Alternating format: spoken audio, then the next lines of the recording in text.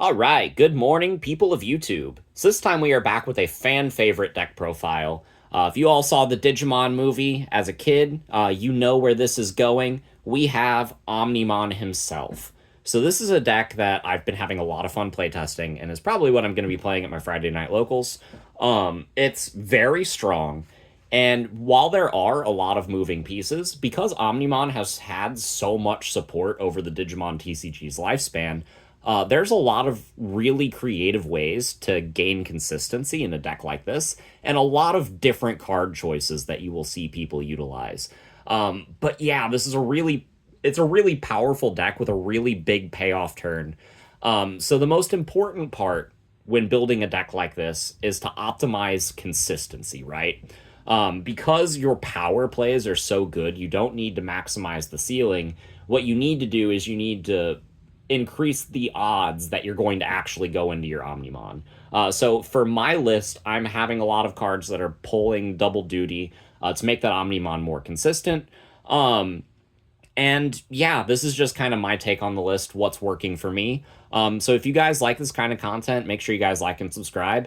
And yeah, like I said, this deck is super different. So if you guys have different card choices, drop them in the comments. I'd love to see what you guys are playing. But if you haven't seen the basic combo, this new Nokia allows you to start your turn at 3, and if you have one or fewer Digimon at the start of your main phase, you can play an Agumon or a Gabumon from your hand. So basically, how this is going to work, you promote one, you use Nokia, you play the other one. If you have the Sumemon egg, you're going to get to draw. And then because you have Nokia in play, your new BT22 Wargreymon and Metal Garurumon say they can evolve over their respective rookies for 6. So you Digivolve one for 6, use its effect when Digivolving to evolve the other one for free, and then if you pass turn that way, you have an end of turn DNA. So this is going to go into either your Alter S or your new CS Omni mostly. Alter S is going to be really cool if you have the tie and mat established, because that'll allow you to attack at the end of your turn. And the new Omnimon is really cool if you don't have the tie and mat established, because its when Digivolving allows you to attack anyway. Pretty much any Omnimon you're going to go into is going to clear board and is going to be a pain for your opponent to remove. This Omnimon has double decode, and this Omnimon was actually misprinted. It is immune to all of your opponent's card effects until the end of their turn, so you get like Magnamon X on an Omnimon, and that's pretty cool. Not only that, but because of the way this deck is built, a lot of the time you're keeping turn when going into an Omnimon. So let's say you go into the Alter S, you get the immunity, you swing, you get the Wargreymon to trash the security, you get the Metal Garurumon to unsuspend your Omnimon.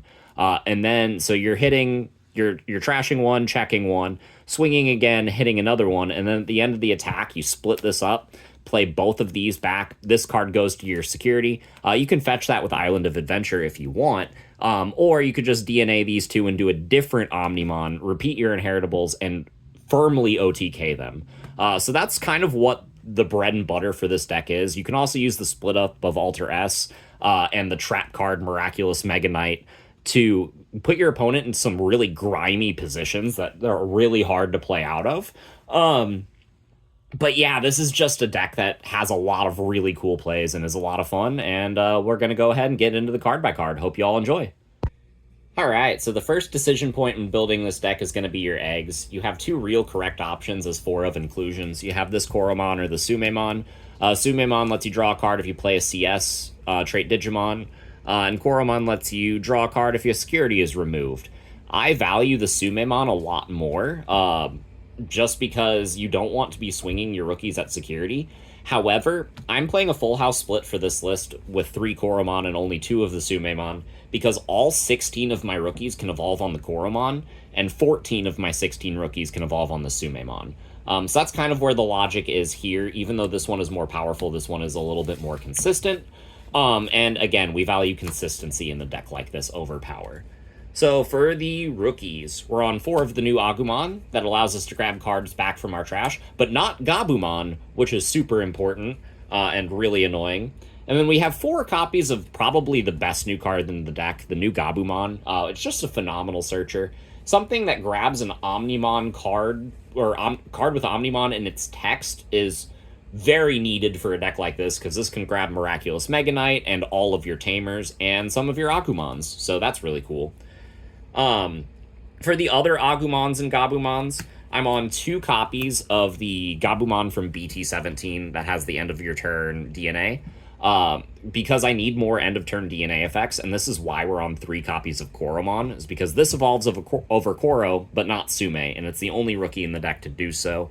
But again, the end of turn DNA is super important. The start of main phase, I've only used it a handful of times, like, I'm not gonna lie there. It's pretty mediocre because you can't drop this off of Nokia and then have this card see the start of your main phase. So this card actually has to be the one that's in the raising area. But yeah, again, the end of turn DNA is what's really important on this card. Then we're on 3 copies of the starter deck Agumon from the Adventure Package. This card is actually phenomenal in this deck.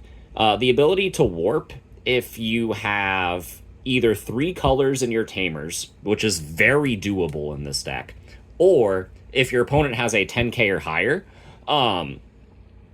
like for 4 memory instead of 6, increases the odds of you keeping an Omnimon on your board without passing turn, which means that your likelihood of just OTKing them rather than giving them a turn to respond to your Omnimon is higher.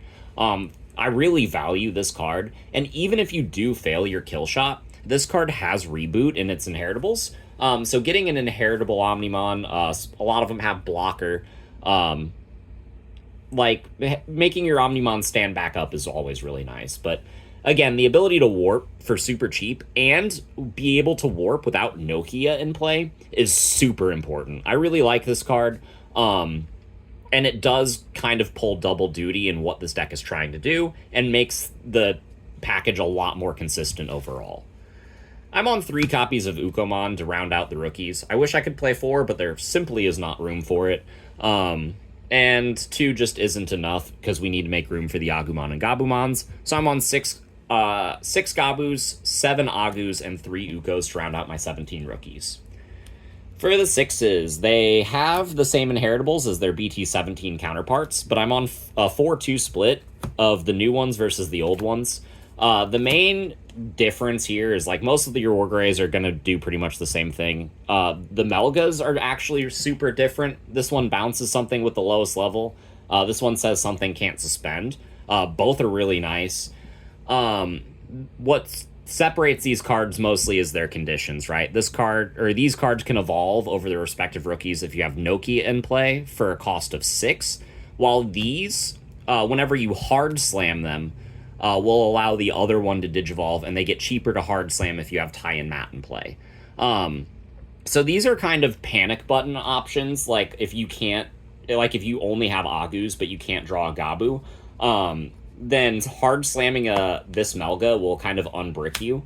Even though you're giving your opponent more memory, if you put an Alter S up, you're not really concerned. So yeah, there's that. And that's kind of why these ratios are what they are. This one is more optimal, which is why it's the 4 of, and this is the kind of the panic button. But still having 4 panic button, like I'm going to evolve without having 2 rookies, is really nice for a deck like this. And really the big thing is now that the BT22 counterparts are out, there's just more copies of Metal Greymon, Metal Garuru and Wargrey to play that actually fit the Omnimon theme. So for the Omnimons themselves, I'm on 3 copies of the new CS one. This one is just the most consistent because it doesn't need the tie and the mat as well as the Nokia to be really good.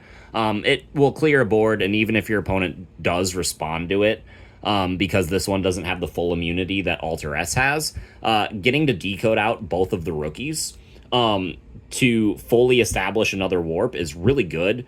And having blocker on the stack is also really cool, but this card just clears a board on its own. It's a really good Omnimon, and it's a very valuable piece for this deck. I'm on 2 copies of Alter S.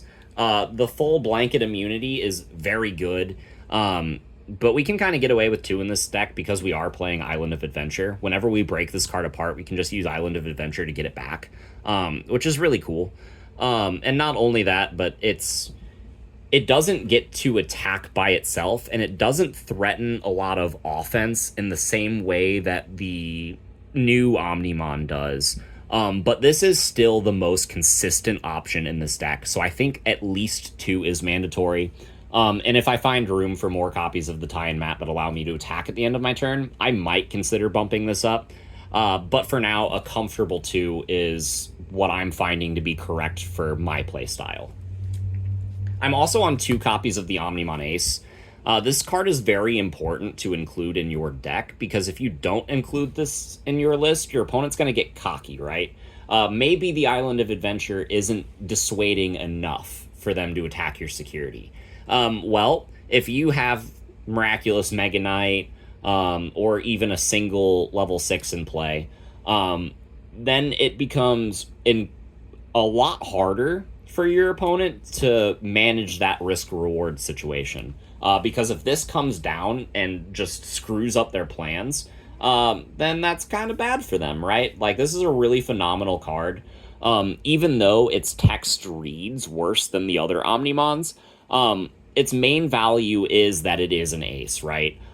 Being able to just do the Omnimon thing on the opponent's turn, and make more value out of your Miraculous Mega Knight pieces, right? Because if you have Miraculous Mega Knight and a level 6 in play, right, they might be able to play around or they might be able to just not deal with the level 6 and just OTK you through swinging. So you have to threaten both for a maximum defensive backbone, and in order to enable that you actually get your Omnimon push on the following turn. And yeah, that's it for the Digimon. For the Tamers, I'm on 2 copies of the tie-in mat that allows us to attack at the end of the turn, and 1 copy of the tie-in mat that allows us to recycle pieces. And if we don't need to recycle any pieces, it just allows us to draw a card. This card's kind of nice for consistency. I'm considering dropping this card for the EX4 tie-in mat, because that kind of allows you to play the game using resources from the trash. And starting with 4 memory, if you have that plus the Nokia, is pretty cool. But I don't know that it's needed in this list, just because this list doesn't really have trouble finding the Agumon and the Gabumon pieces, nor does it have trouble sticking them on board, because we're playing pieces like Miraculous Mega Knight. So I think this card is just kind of nice to help us buffer our consistency a little bit. Because we are playing mostly the CS Omnimon, we don't have to play like 4 copies of this tie-in mat that allows us to attack, and we can enable ourselves to play some more consistent pieces in this EX9 one. But they both have the same effect all turns, that if you do play or Digivolve Greymon or Garurumon, then you can gain a memory if you have one of each in play. So if you have one of these in play and you go with the starter deck Agumon into an Omnimon, that's only going to cost you 2 memory. Again, which is making sure that you can go into an Omnimon and keep turn. We're on 4 copies of the new Nokia. Obviously, this is kind of needed to play the deck. It's one of... If it's not the Gabumon that's the best card that was given to us for this deck in BT22, it's this card. And I think there are arguments to be made for both. I'm playing 1 copy of the BT5 Nokia. Not only is this a white tamer, but it is another tamer with Nokia in name. And you'll notice that I'm playing 4 copies of both of my Metal Garurumon and Wargray that warp with the Nokia. So having a 5th Nokia actually increases the odds of us having a Nokia in play by 25%, which is pretty astronomical in a deck that needs so many pieces to get off the ground. Not only that, but it's refunding you a memory if you do the warp from an Agumon or Gabumon into a Greymon or Garurumon card. And so that can also help you keep turn as well. But if you have if you're missing this Nokia, then the deck could fall apart. But if you have tie-in mat plus this Nokia, then you can full combo off of a starter deck Agumon, and that's really cool. To add another white tamer to the list and also buffer our consistency, I added 2 copies of Analog Youth. This card is really cool because it can find us any piece that we want in our deck, but not only that, but it can put some of the pieces into our trash, so the new Agumon can grab them back later. So in a way, sometimes this card can kind of double hit because our rookies are pulling double duty. And this card is just really great for overall consistency in any deck that needs a lot of pieces. And then to round out the deck with the options, I'm on 3 copies of Miraculous Mega Knight. People might be shaking their head and wondering why not 4. This card is an absolute brick in the early game, and if you open double of these with no way to draw extra cards, you just lose on the spot. And you only really need to resolve the delay effect of Miraculous Mega Knight in some games, and usually only once per game. And if you do that, you're basically winning. So 4 kind of seemed like overkill. Plus, the new Nokia allows you to play cards anyway. So this is less important for getting 2 pieces on board. And then the last card in the deck, I've alluded to it, but I'm playing 2 copies of Island of Adventure. This card is just super consistent. Allowing us to scry security if we have nothing else is already pretty good. Giving our pieces extra DP is already pretty good. Like, if we need to swing with the Koromon inheritable, then our rookies are somehow 4,000 unless they're Uko, in which they're 5,000. I'm sorry, I did that math wrong. I was thinking Genai's house.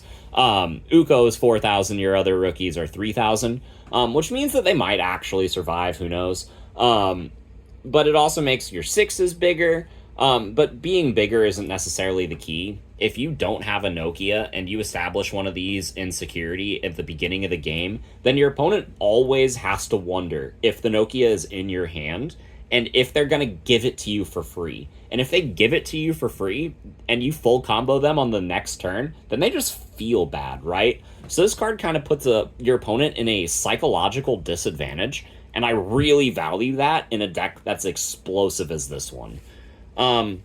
So yeah, that is my take on Omnimon CS, the new Omnimon cards. The deck is a lot of fun. It's really strong. There's a lot of really cool cards that this deck has access to.